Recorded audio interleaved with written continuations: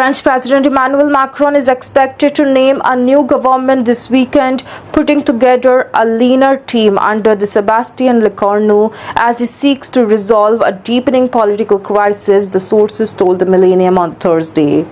The new cabinet lineup would be unveiled 3 weeks after the appointment of the Sébastien and also the seventh who is going to be the Prime Minister under the Macron. Also, according to several parliamentary and executive sources, the new government lineup is also expected to be unveiled on the Saturday morning and on the Sunday evening at the latest. Lecornu, a 39-year-old former defense minister with a keen political nose, is said to put together a tight team of around 20 to 25 ministers, with many key government members expected to keep their jobs. This is what the sources have told closely to the Millennium. By comparison, there were 35 ministers in the cabinet of the Lecornu's predecessor, that is Francois Bayrou also.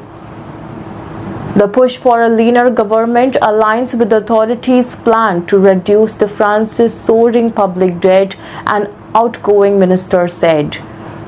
Also, there will be many departures and 3 of the 4 arrivals, she said, on the condition of anonymity. Foreign Minister, that is Jean-Noël Barrot, is also expected to keep his job, while who will succeed Lecornu as the defense minister is still an open question. Several figures have been tipped for the post, including the outgoing Labour and the Health Minister, Catherine Vautrin. The Economy Minister, that is the Eric Lombard, who is associated with the Bayrou's aggressive austerity proposals, is expected to be replaced. Also, Bruno Retailleau, the tough-talking Interior Minister who has vowed to crack down on the illegal immigration, and the Justice Minister, Gérald Darmanin, are both expected to keep their jobs. The Education Minister, that is Elisabeth Borne, and the Manuel Valls, the Minister for the Overseas Territories, are also expected to remain in their respective government positions. Rajita Dati, the scandal-ridden Culture Minister, who is set to stand trial for the corruption next year, might be heading for the exit, although some believe that she will be keeping her job. In the early September, the French president named the Lecornu prime minister, plumping for one of the closest allies rather than seeking to broaden the appeal of the government across the political spectrum. Lecornu has also served in every government since the Macron's first election as the president in the 2017.